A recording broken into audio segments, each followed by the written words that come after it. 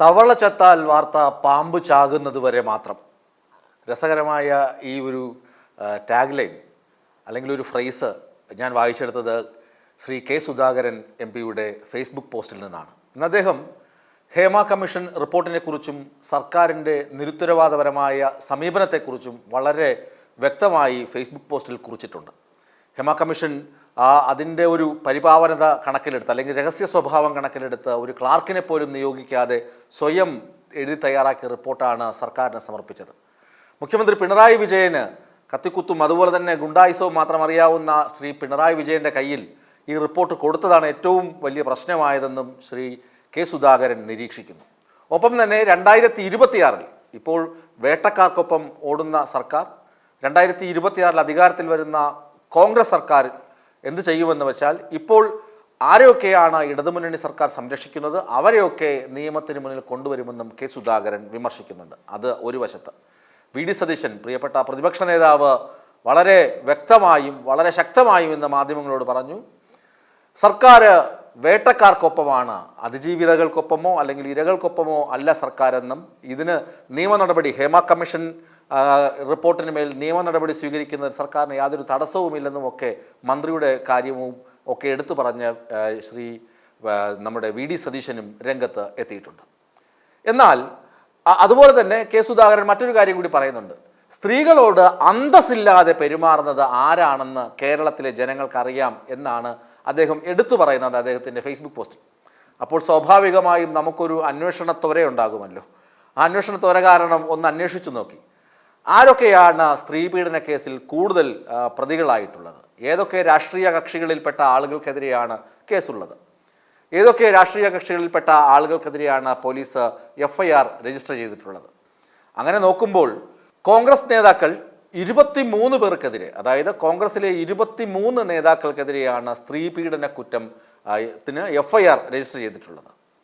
BJP-യിലാകട്ടെ 54 പേർക്കെതിരെ, തൃണമൂൽ കോൺഗ്രസിലാകട്ടെ ദേശീയ തലത്തിൽ നോക്കുകയാണ്, തൃണമൂൽ കോൺഗ്രസിലാകട്ടെ 10 പേർക്കെതിരെ, ഇനി തെലുങ്ക് ദേശം പാർട്ടി ആന്ധ്രയിൽ അത് അവർക്കെതിരെയാണെങ്കിലോ 17 പേർക്കെതിരെയാണ് ഇത്തരത്തിൽ കേസുകൾ രജിസ്റ്റർ ചെയ്തിട്ടുള്ളത്. ഈ നമ്മുടെ കെ സുധാകരൻ ആരോപിക്കുന്നത് പോലെ സ്ത്രീകളോട് അന്തസ്സില്ലാതെ പെരുമാറുന്ന അത് മുനവച്ച് പറയുന്നത് CPM-നെയാണല്ലോ. CPM-ലെ ആരും തന്നെ ഇത്തരത്തിലൊരു FIR-ൽ ഇടം നേടിയ വ്യക്തികളില്ല, നേതാക്കളില്ല. ആരോപണങ്ങൾ പലതും ഉണ്ടായി വരാം, പല നേതാക്കൾക്കെതിരെയും പല വിധത്തിലുള്ള ആരോപണങ്ങളുണ്ട്, ആരോപണങ്ങൾ ഉണ്ടായിട്ടുണ്ട്.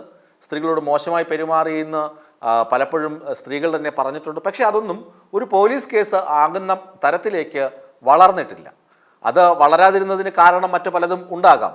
എങ്കിലും നമ്മുടെ MLA-മാരും MP-മാരുടെയും കണക്കെടുത്താൽ ഏകദേശം 151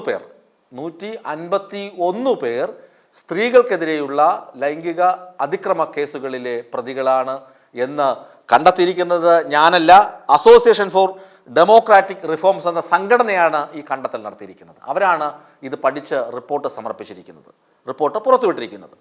അതിൽ നിർഭാഗ്യവശാൽ കെ സുധാകരൻ MP-യും ഒരു കേസിലെ പ്രതിയാണ്. അതായത് സ്ത്രീകളോട് അന്തസ്സില്ലാതെ പെരുമാറുന്ന ആളുകളെ കേരളത്തിന് അറിയാമെന്ന് ഗീർവാണം മുഴക്കിയ നമ്മുടെ KPCC-യുടെ അധ്യക്ഷൻ കെ സുധാകരനും ഒരു സ്ത്രീ പീഡന കേസിലെ പ്രതിയാണ്. അതുപോലെ നമ്മുടെ സഹമന്ത്രി, കേന്ദ്ര സഹമന്ത്രിയും കേരളത്തിൽ ആദ്യമായി BJP-യുടെ വോട്ടിലൂടെ അതായത് തെരഞ്ഞെടുപ്പിലൂടെ ജയിച്ച് കേന്ദ്രത്തിലേക്ക് പോയ MP-യുമായ സുരേഷ് ഗോപിയും സ്ത്രീ പീഡന കേസിലെ പ്രതിയാണ്. അതുപോലെ തന്നെ MLA M. വിൻസെൻ്റ്, അതുപോലെ തന്നെ AP അനിൽകുമാർ കോൺഗ്രസ് നേതാവ്, അദ്ദേഹത്തിൻ്റെ പേരും ഈ ലിസ്റ്റിൽ പരാമർശിക്കപ്പെടുന്നുണ്ട്. ഏറ്റവും കൂടുതൽ ആളുകൾ എന്താണ് സ്ത്രീ പീഡന കേസിൽ പ്രതികളാക്കപ്പെട്ടത് BJP-യുടെ ആളുകളാണ്, 54 പേരുണ്ട്. അപ്പോഴാണ് കെ സുധാകരൻ ഉൾപ്പെടെയുള്ള ചില കോൺഗ്രസ് നേതാക്കൾ പറയുന്നത് സ്ത്രീകളോട് അന്തസ്സില്ലാതെ പെരുമാറുന്നത് ആരാണെന്ന് കേരളത്തിന് അറിയാമെന്ന്. ഈ മുന നീളുന്നത് CPM-ലേക്കാണെന്നും മുഖ്യമന്ത്രിയിലേക്കാണെന്നും ഒക്കെ തോന്നുമെങ്കിലും അങ്ങനെ ദ്യോതിപ്പിക്കുന്ന ഒരു വാക്കാണെങ്കിലും സ്വയം അത് എന്താണ് ഭസ്മാസുരൻ്റെ ചൂണ്ടുവിരൽ പോലെ അല്ലെങ്കിൽ അയാൾ സ്വയം ചൂണ്ടുന്നത് പോലെ ഒക്കെ ചെയ്യുന്ന തരത്തിൽ ആകുന്നു ഈ സുധാകരൻ്റെ FB പോസ്റ്റും പ്രസ്താവനയും.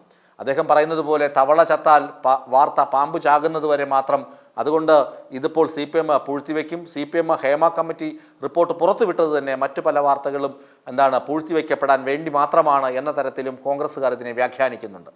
ഏതായാലും ഈ ഹേമ കമ്മിറ്റി റിപ്പോർട്ടിലുള്ള പരാമർശങ്ങൾ അങ്ങനെ അലയടിക്കുകയാണ് രാഷ്ട്രീയ കേരളത്തിൽ.